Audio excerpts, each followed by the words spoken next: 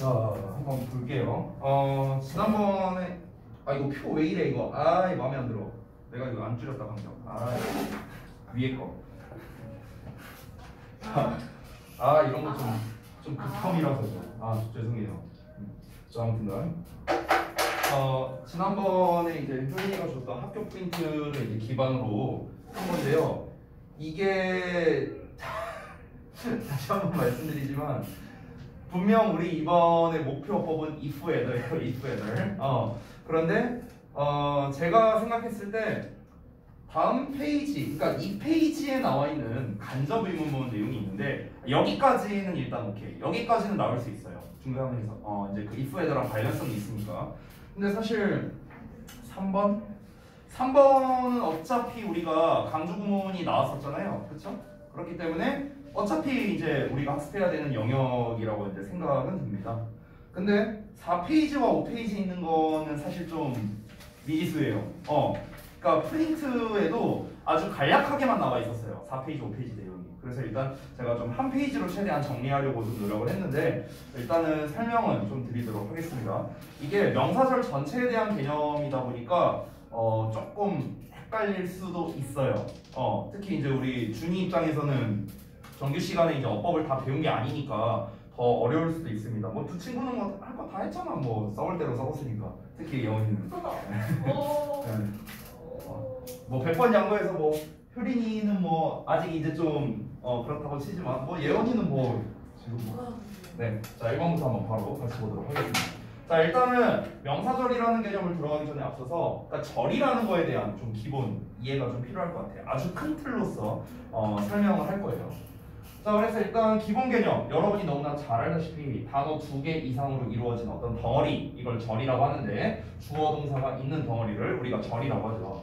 자, 그래서 절의 종류는 크게 3가지밖에 없어요. 명사 역할하는 거, 형용사 역할하는 거, 부사 역할하는 거, 이렇게 3가지가 있고, 그리고 우리가 절을 구분함에 있어서 주절과 종속절 이렇게 2가지로 나눌 수가 있는데 그에 대한 간단한 개념을 보자면 여기서 주라는 거는 주인, 메인을 말하는 거예요. 메인. 그리고 종속이라는 거는 종으로 소속되어 있다라는 뜻입니다. 그래서 뭔가에 소속되어 있는 절을 우리가 종속절이라고 그러죠. 즉 간략하게 말하자면 주어 동사 앞에 아무것도 있지 않은 이런 형태를 우리가 주절이라고 부르고 주어 동사 앞에 뭔가가 나와서 이 주어 동사를 이끌어주는 대장과 같은 역할을 하는 이런 덩어리를 우리가 종속절이라고 하죠. 종속절.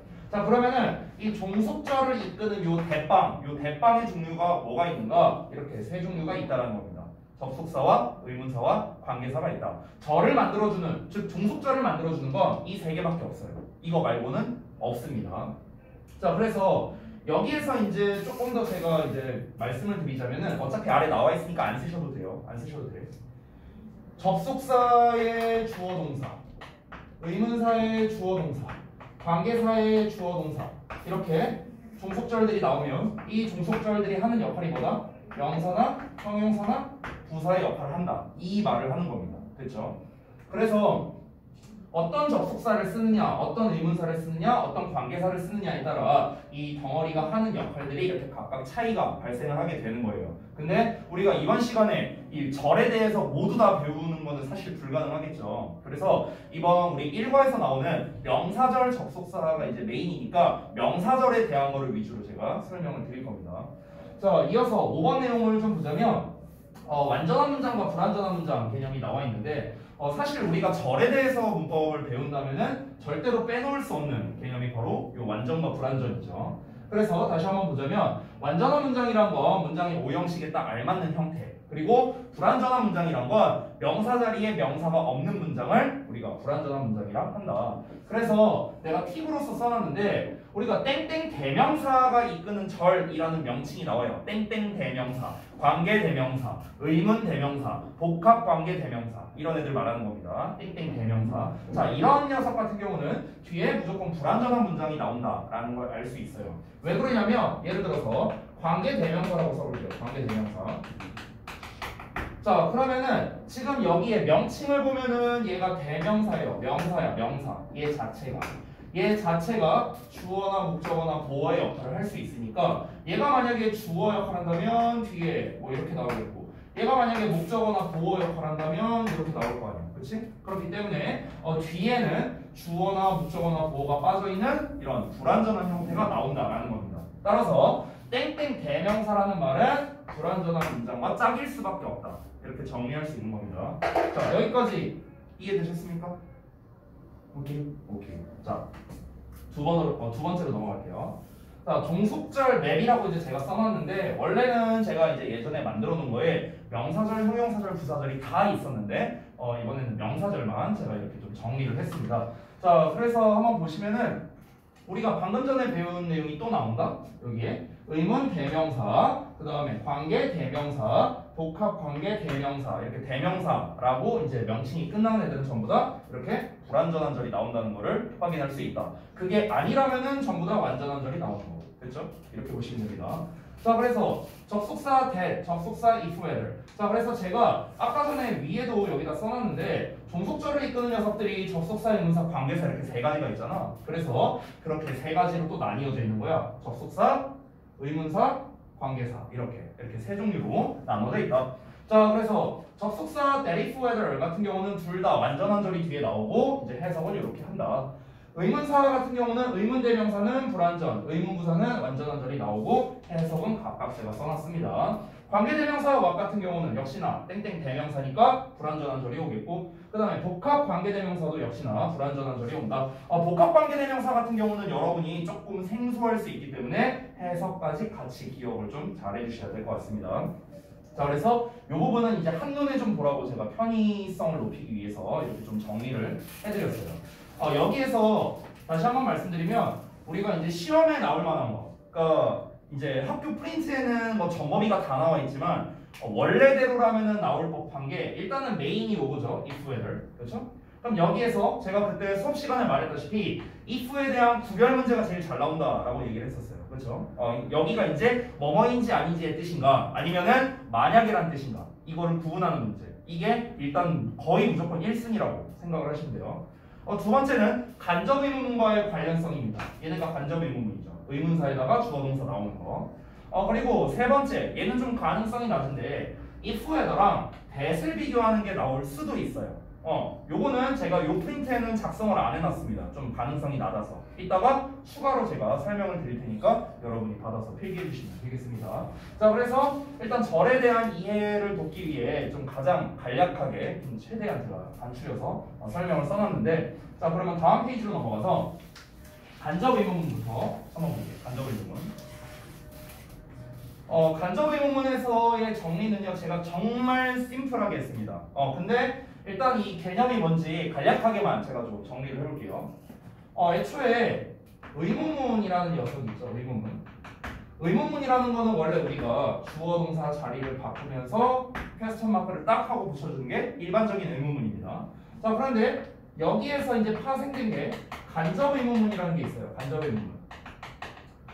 자, 보통 이제 간접 의문문이라고 하면은 우리가 마치 이제 수학 공식 마냥 의문사의 주어 동사를 쓰는 거다. 이렇게 이제 많이들 이제 기억을 하는데, 간접 의문문이라는 거에 대한 정의는 뭐냐면 말 그대로 간접적인 의문문이에요. 근데 간접적인 의문문이 뭔데? 이게 이제 많이 어렵죠. 그래서 간접 의문문에 대해서 좀 정리를 해드리자면 이거입니다. 자, 의문문이 다른 문장에 일부가 되는 거를 말한다고 생각하면 돼요. 됐어요? 간접 의문문이란 다시 한번 보다 의문문이 다른 문장의 일부가 된다라고 생각하면 됩니다. 결론부터 말하자면 다른 문장의 일부라는 게 어느 자리에 들어가야 되는 거냐면요, 이제 주목보 자리에 들어갑니다. 주목보 자리. 왜냐면 간접 의문문은요 명사절이기 때문에 그렇습니다. 명사절. 이거요. 간접 의문문은 명사절이기 때문에 그래요. 그러니까 다른 문장의 주목보 자리에 들어간다. 이렇게 정리할 수 있는 거지. 자, 그래서 이 부분에 대해서 조금 더 설명을 드리자면 여러분 수학 시간에 아마 최근에 배우고 있을 것 같은데 치환이라는 개념 배웠죠? 치환. 그쵸? 막 이제 x제곱을 라지 x로 바꿔서 하는 거 막 이런 거 배우잖아. 약간 이런 개념이랑 좀 비슷하다고 생각하면 좋을 것 같아. 무슨 말이냐면은 예를 들어서 주어 동사 목적어에 이런 평범한 문장이 하나 있다고 쳐보자. 그리고 의문문이 하나 있다고 쳐보자. 이렇게 있어. 그러면 간접 의문문이란 개념은 어떻게 되는 거냐면 이거는 직접적인 의문문이죠. 그냥 진짜 의문문이야. 자, 근데 이 진짜 의문문을 다른 문장의 일부, 즉 주어나 목적어 자리에 여기 들어가거나 아니면 여기 들어가거나 이렇게 넣어주는 형태라고 보시면 돼요. 다시 한번 의문문이 다른 문장의 주어 또는 목적어 또는 보어와 같은 일부분으로서 이제 치환된다라고 생각하면 됩니다. 치환된다. 자, 그럼 예를 들어서 이 의문문을 선생님이 이 자리에다 한번 집어넣을게요. 목적어 자리에다가. 그럼 이제 어떻게 되겠습니까? 그대로 집어넣어 볼게. 이렇게 되죠. 그렇죠? 그리고 원래 마침표로 끝났으니까 이렇게 돼 있습니다. 그래서 이런 구조예요. 근데 다시 한번 말하지만 지금 지금 요 문장은요. 요 문장은 다시 한번 전체적으로 봤을 때는 의문문이 아니고 지금 얘는 원래 문장에 꼽살이 낀 녀석일 뿐입니다. 꼽살이 낀 녀석. 그리고 다시 한번 말하지만 간접 의문문에서의 핵심은 뭐냐면요. 주어 동사 어순이라는 거예요. 주어 동사 어순. 이게 핵심이거든요. 그렇기 때문에 여기에서 주어 동사의 어순을 바꿔줘야 됩니다. 어떻게? 이런 식으로. 이런 식으로. 그리고 이 앞에다가 우리가 단어만 추가해주면 되겠죠. 의문사가 있다면 의문사를 쓰면 되고 의문사가 없다면 if나 whether를 쓰면 되는 거고. 됐죠? 이렇게 쓰면 되겠고 여기 퀘스천 마크는 어떻게 할까? 맨 마지막에 끝나는 게 마침표죠. 그럼 그 앞에 나와 있는 퀘스천 마크도 없애버리면 됩니다. 끝에 있는 게 기준이에요. 됐어요? 이렇게 하면은 간접 의문문을 이용해서 두 문장 연결을 할 수 있게 된다라는 겁니다. 자, 지금은 제가 성분만으로 보여줬기 때문에 여러분이 좀 잘 이해가 안 될 수 있는데 실질적인 예시로서 좀 보여줄게요. 자, 여기 보시면은 do you know라는 문장이 나와 있습니다. 여기 이제 조동사고 여기 동사죠. 자, 그러면은 지금 여기에서는 주어 동사가 나와 있으니까 뭐가 빠져 있는? 그러니까 목적어가 빠져 있는 상황이지. 그렇기 때문에 Why was he absent from school? 이라는 이 문장을 no의 목적어 자리에다가 집어넣으면 되는 거야. 됐어? 자, 그래서 목적어 자리, 이 no 뒤에다가 집어넣은 겁니다. 여기를요. 자, 근데 이 중간 과정이 생략돼 있으니까 중간 과정을 좀 잠깐 보여드릴게요. 중간 과정. 자, 중간 과정을 보시면 어떻게 되겠습니까? Do you know에다가 Why was he absent from school? 이렇게 되는 거죠. 지금 여기를 잘 봐주세요. 여기.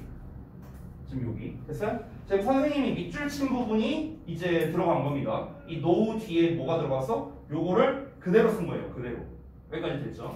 자, 근데 다시 한번 말하자면 어떻게 돼야 된다? 여기에서 의문사에 주어 동사 어순이 돼야 된다라고 내가 계속해서 얘기했지. 그렇기 때문에 was와 he라는 녀석이 이렇게 자리가 바뀌게 된 거다. 이게 첫 번째. 그리고 맨 마지막에 끝나는 게 퀘스천 마크가 있으니까 여기 하나는 쓸 필요가 없겠죠? 그래서 얘도 지워버린 겁니다. 그래서 최종적으로는 Do you know why he was absent from school? 이라는 문장이 완성이 된 거예요.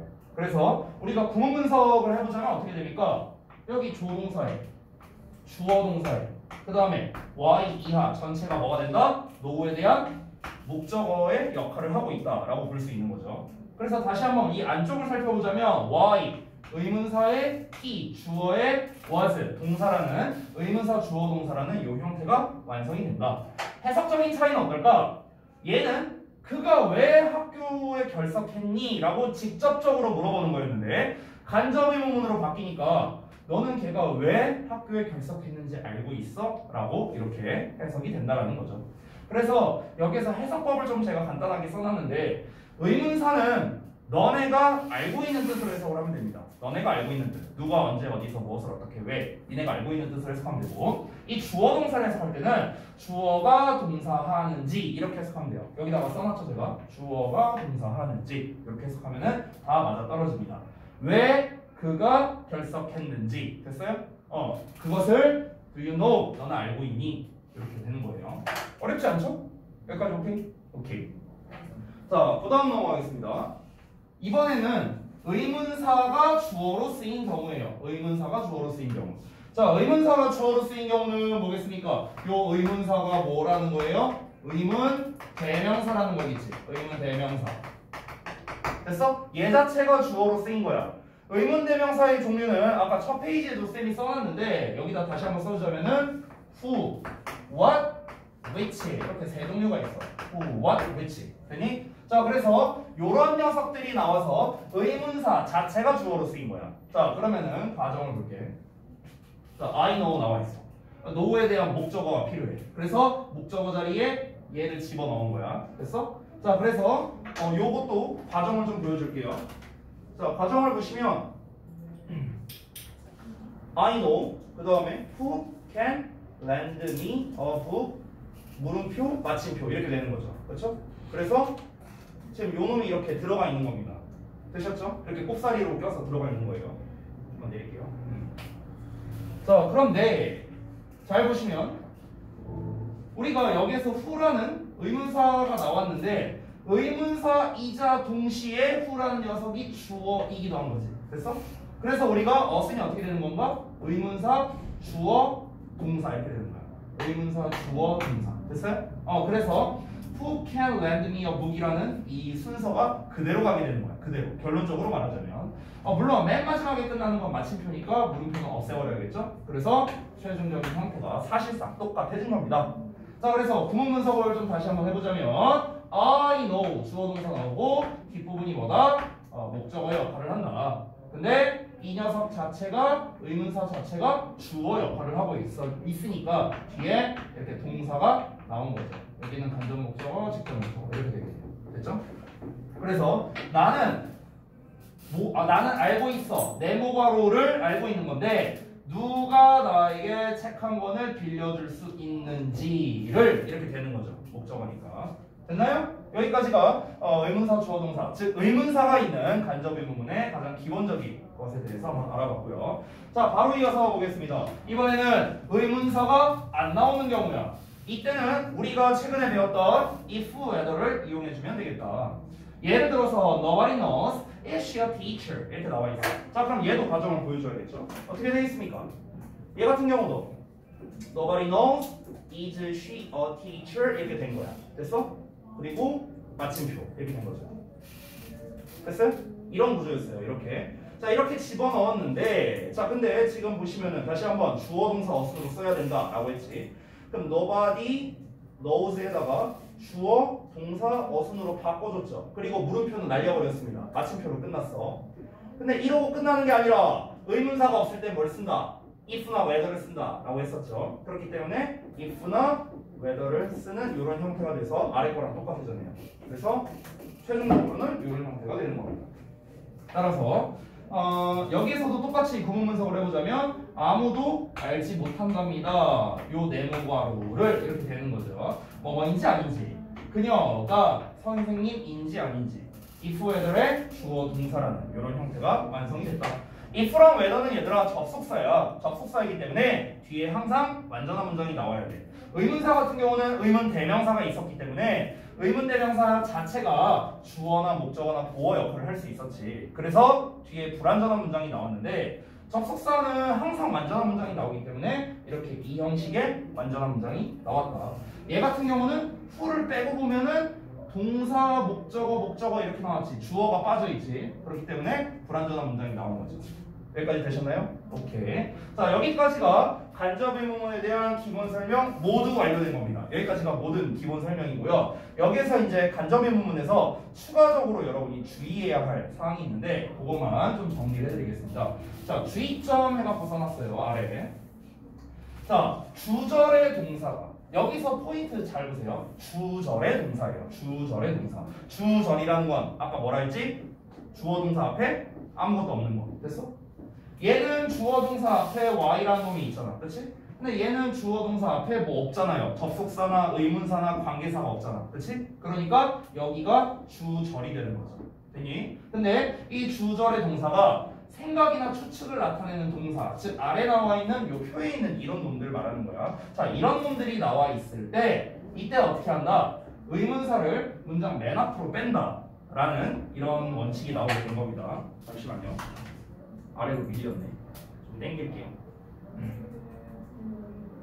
자, 그래서 다시 한번 보여드리자면 자, 요것도 과정을 제가 일부러 써놓은 건데요. 보시면은 자, do you think 뒤에 이제 이 y 이하를 넣은 겁니다. 어떻게? 의문사의 주어 동사. 여기서 별거 아닌 건데 여러분 주의하셔야 할 게 뭐냐면 지금 주어 동사를 쓸 때 does she stay잖아. 그치? 3인칭 단수잖아. 그러니까 더즈만 날리면 안 되겠고 여기에 3인칭 단수형인 s도 붙여줘야겠죠. 그래서 she stays라는 형태가 됐다는 거. 이런 거 좀 주의하세요. 자, 어쨌든 do you think에 why she stays on a diet 이렇게 나와 있어. 근데 이게 뭐래? 틀렸대. 왜 그러냐? 앞에 think 나왔으니까 그런 거예요. 그렇기 때문에 우리가 이렇게 생각하다 동사 나오면 여기에 또 why를 이렇게 앞으로 빼버리는 겁니다. 그래서 why do you think she stays on a diet 이런 형태가 완성이 된다. 자, 그래서 너는 생각하냐? 왜 그녀가 다이어트를 한다고? 다이어트를 유지한다고 왜 그렇게 생각하냐? 이렇게 정리가 됐습니다. 자, 그래서 보통 우리가 중3 과정에서 나오는 간접 의문문은 여기까지가 끝입니다. 사실상. 됐죠? 그 질문 있는데 네네. 그 주의점 동사에서요 consider도 들어가요? 아, 네네네. 근데 이제 consider 같은 경우는요 조금 다른 경우가 있는 게 consider가 이제 생각하다의 뜻도 있고요. 그 우리가 이제 보통 고려하다라고 이제 해석을 많이 하잖아요. 근데 이제 그 고려한다라는 건 결국에는 생각한다라는 뜻이죠. 근데 그 생각하다가 아니라 여기다의 의미에 가까울 때는 사실 여기에 속하지는 않아요. 그래서 좀 의미에 따라 좀 달라집니다. 사실은. 그래서 보통 consider 같은 경우는 일반적인 생각하다의 의미라면은 가능하다. 그렇지 않다면 불가능이고요. 그렇죠? 그렇게 생각하시면 되겠습니다. 일반적으로는 보통 요 정도 단어에서 이제 나와요. 왜냐면은 이게 우리가 학교에서도 시험이라는 게 이제 논란이 없어야 되거든요.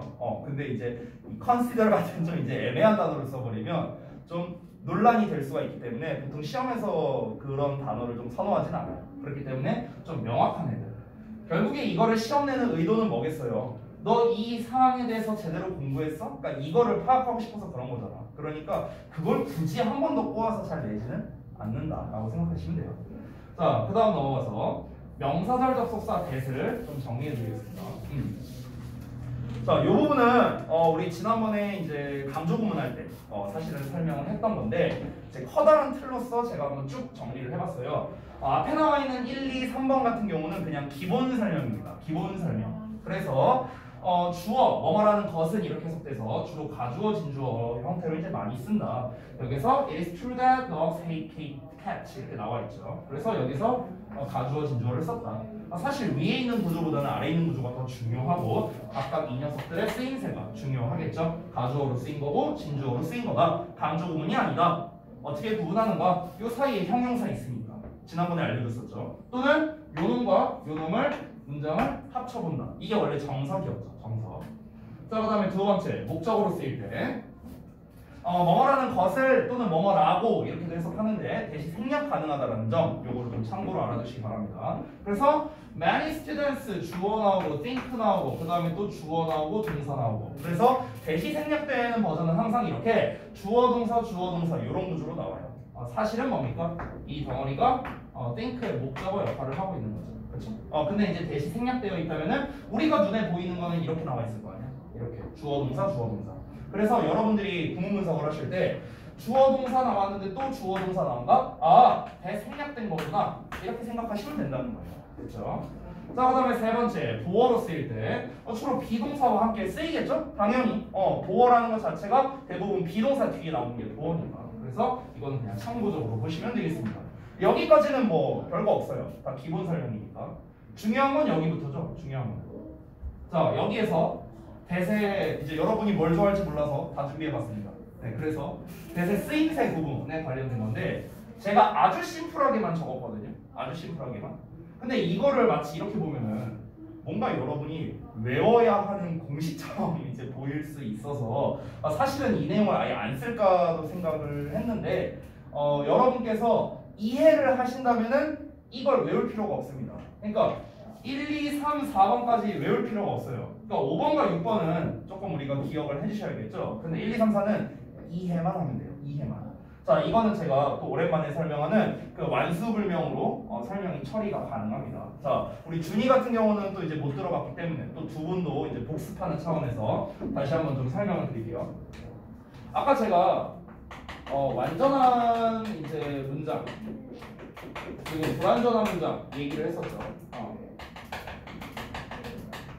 근데 얘네 같은 경우는 우리가 절에 대한 학습을 할 때 굉장히 중요한 요소다라고 제가 아까 잠깐 얘기를 했습니다. 다시 한번 말씀드리면 완전한 문장이라는 거는 1, 2, 3, 4, 5 형식에 딱 알맞는 그런 문장의 형태. 불완전한 문장이라는 거는 명사 자리에 명사가 없는 문장, 이런 걸 불완전한 문장이라고 했습니다. 자, 따라서 정리를 하자면은 우리가 완전한 문장과 짝이 될 수 있는 거는 일반적으로는 수식어 또는 접속사와 짝이 될 수밖에 없는데요. 불완전한 문장 같은 경우는 명사와 짝일 수밖에 없습니다. 그래서 제가 이거를 일명 완수불명이라고 부르죠. 완수불명. 자, 왜 이런 일이 발생하는지 이걸 좀 증명을 제가 좀 보여드릴게요. 증명을. 그래서 잘 보시기 바랍니다. 우리 영어 문장에 존재하는 성분은 주어, 동사, 목적어, 보어, 수식어 이 5가지밖에 없죠. 이거 말고 더 없죠. 자, 예를 들어서 내가 5형식 문장을 써볼게요. 5형식 문장. 자, 5형식 문장을 이렇게 쓰면은 5형식의 완전한 문장이죠. 얘는요. 그렇죠? 자, 근데 내가 이러고 문장을 안 끝내고 뒤에 뭔가를 더 쓰고 싶은 거야. 뒤에 뭔가를. 자, 그럼 뒤에 뭔가를 쓸 때 이 5가지 중에서 우리가 어떤 걸 써야 되느냐를 하나씩 대입을 해보자고요. 주어 안 되고, 동사도 안 되고, 목적어도 안 되고, 보어도 안 됩니다. 그렇죠?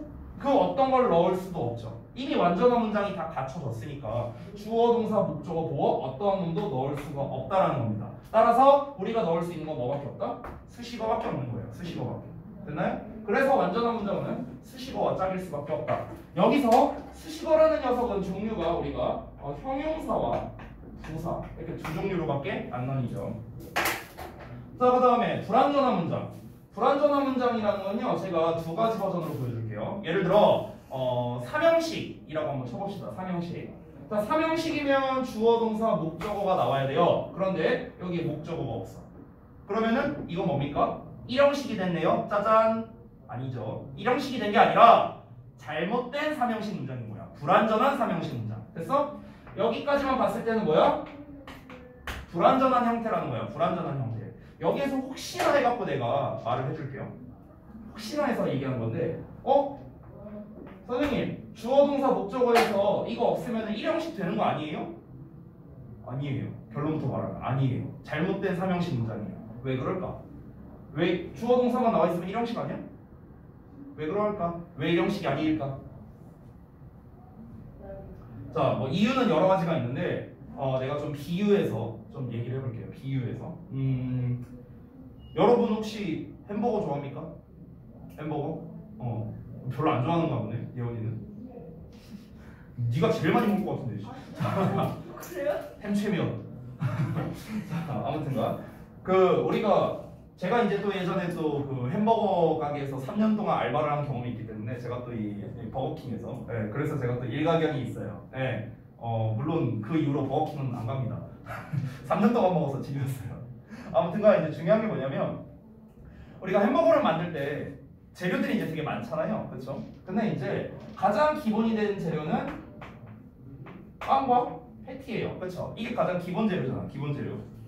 이 둘 중에 어느 하나도 없으면 우리가 햄버거라고 말할 수가 없죠. 여기에서 이 빵에 해당되는 게 주어라 생각하고 이 패티에 해당하는 게 동사라 생각하면 돼요. 됐어? 이 햄버거라는 완전체는 뭐라고 생각하면 되느냐? 문장이라 생각하면 됩니다. 문장. 됐어요? 우리가 햄버거라는 문장을 만들기 위해서는 주어와 동사라는 기본 재료가 필요하다는 거죠. 됐어요? 자, 근데 이렇게만 만들면은 뭐 맛대가리가 없겠지, 그치? 그래서 여기에서 이제 우리가 예를 들어서 이 기본 구성, 주어 동사만 있는 기본 구성에다가 치즈를 한번 이렇게 넣었다고 한번 쳐봅시다. 치즈를 넣었어. 치즈를 넣었어. 마침 C네. 자, 예를 들어 이렇게 넣었다 쳐봐.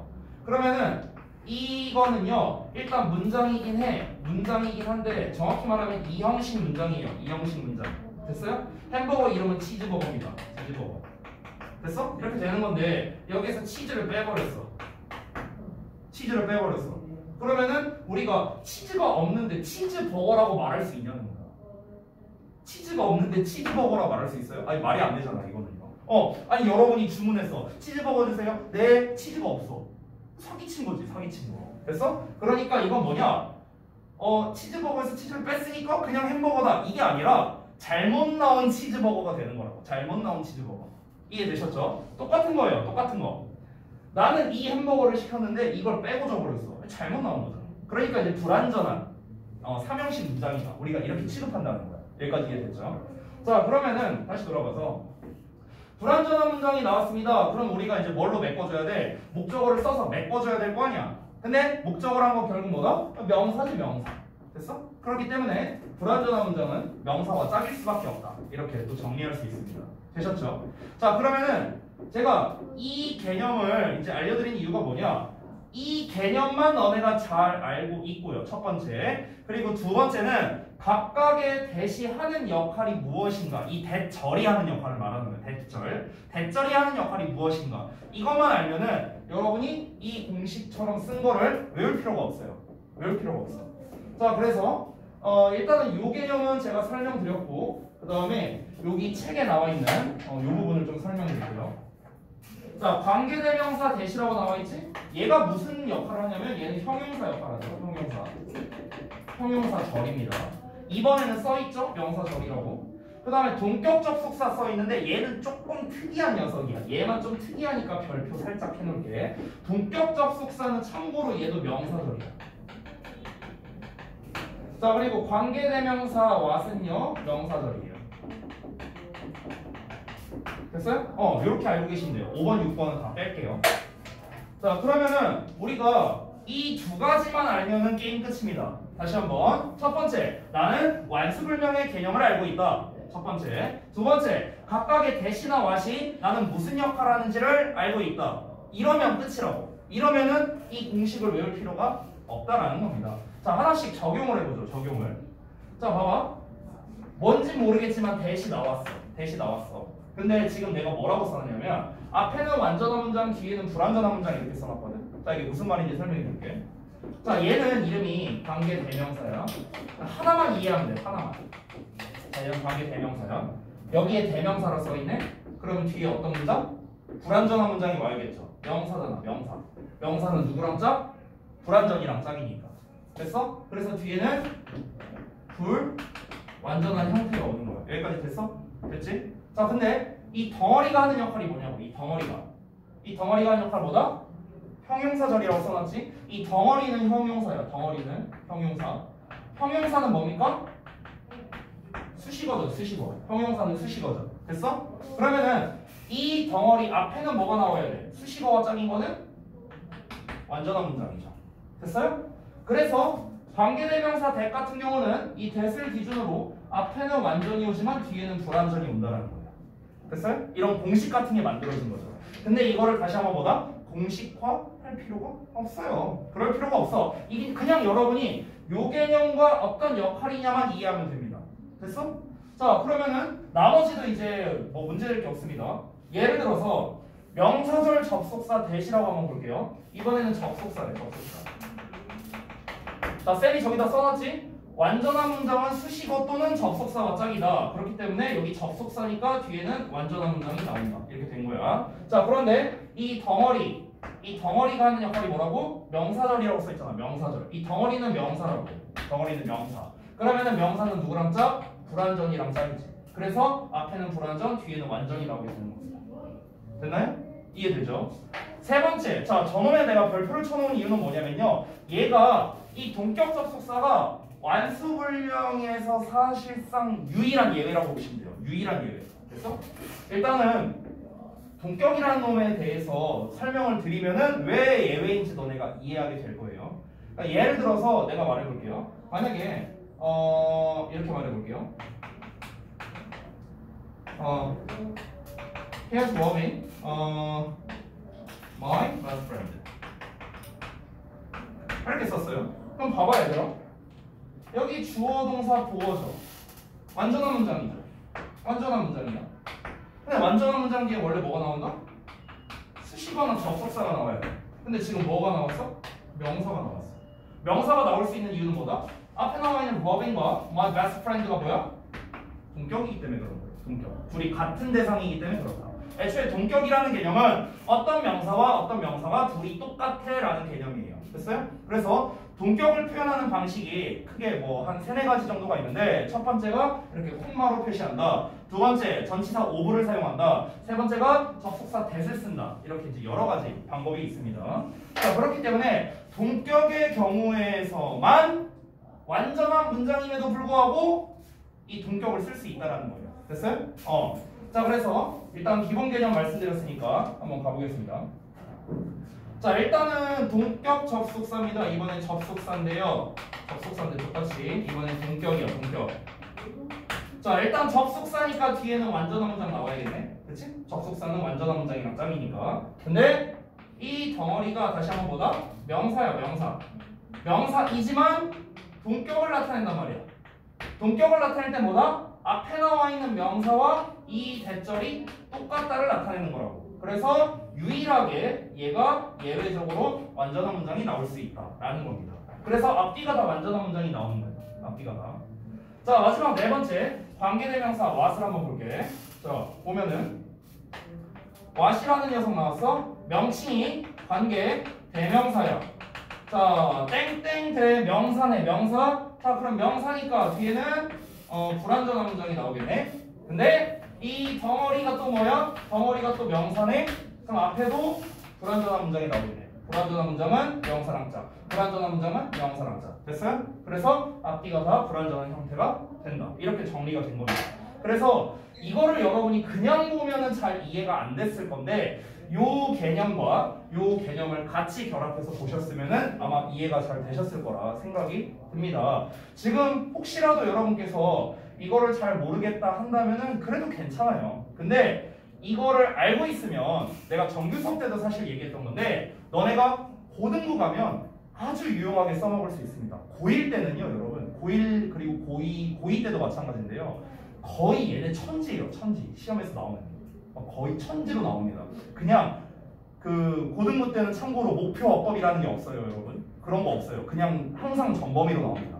그렇기 때문에 여러분이 이렇게 큰 틀의 개념을 알고 있다면은 굉장히 쉽게 어법 문제에 접근할 수 있을 거예요. 그래서 알려드린 거고요.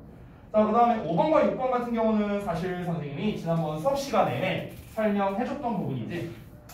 강조 구문과 그 다음에 이제 가주어진 주어 비교하는 건데 다시 한번 복습이라고 생각해라. 자, 강조 구문 같은 경우는 여기와 여기를 합치면은 하나의 완전한 문장이 된다라는 점. 자, 여기에서 조금 더 내가 빨리 풀 수 있는 방법을 알려줬는데 이 물결 자리에 원래 강조 구문 같은 경우는 명사, 대명사, 부사가 오거든. 그런데 특히 부사가 올 때 또는 대명사가 올 때를 좀 잘 집중해줬으면 좋겠다. 대명사나 부사가 오면은 그냥 사실상 강조 구문이라 생각하면 돼. 알겠지? 자, 이번에는 가주어진 주어인데 가주어진 주어는 얘랑 얘를 합치면 이상한 문장이 돼버린다 라는 얘기를 했죠. 그리고 요 물결 자리에 뭐가 나온다? 형용사나 명사가 나올 수 있다는 거야.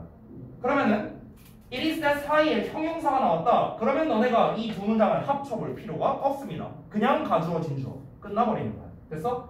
it is that 사이에 강조 구문이나 명사절 접속사 즉 가주어진 주어 겹치는 거는요 명사밖에 없어요. 명사. 그러니까 it is that 사이에 명사가 나왔다면 이때는 구분을 해봐야 돼. 이때는 구분을 해서 이 앞뒤 문장을 합쳐봐야 되는데 대명사나 부사가 나왔다면 그러면 강조 구문, 형용사가 나왔다면 가주어진 주어. 그냥 이렇게 그냥 바로 우리가 한 3초도 안 걸려서 바로 해결할 수도 있다. 이렇게 정리하시면 되겠습니다. 됐죠? 자, 그 다음에 넘어갔어. 3번 볼게요. 복합관계사. 사실 복합관계사는요 제가 복합관계 대명사만 좀 이제 준비를 했는데요. 일단 아래 설명은 다 나와 있는데 일단 공통된 특징을 좀 알려드릴게요. 여기다가 써줄게요. 공통 특징.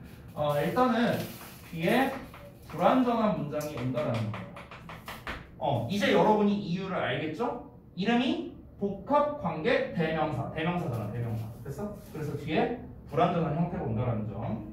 그 다음에 이어서 얘는 두 가지 역할을 할 수 있는데 명사절의 역할을 할 수가 있습니다. 따라서 문장에서 주목보 역할을 하겠죠. 또는 두 번째로는 부사절의 역할을 할 수도 있습니다. 자, 부사절의 역할을 할 때는 우리가 문장의 위치가 상관없겠죠? 맨 앞에 써도 되고요. 맨 뒤에 써도 됩니다.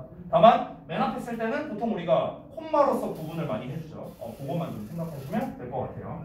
자, 일단 기본 특징은 이거고요. 그럼 복합관계대명사를 학습할 때 우리가 어떻게 해야 되는가? 그냥 여러분 별거 없습니다. 요거 뒤에 불완전이 온다라는 점, 복합관계대명사는. 그리고 두 번째로는 해석이 어떻게 되느냐, 그것만 알면 돼요. 그래서 문장 구조 그리고 플러스 해석법, 이것만 알면 돼요. 이것만 알면 돼.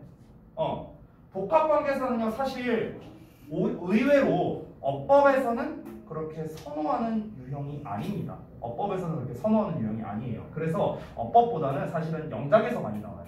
왜냐하면 학생들이 이 복합관계사가 이게 말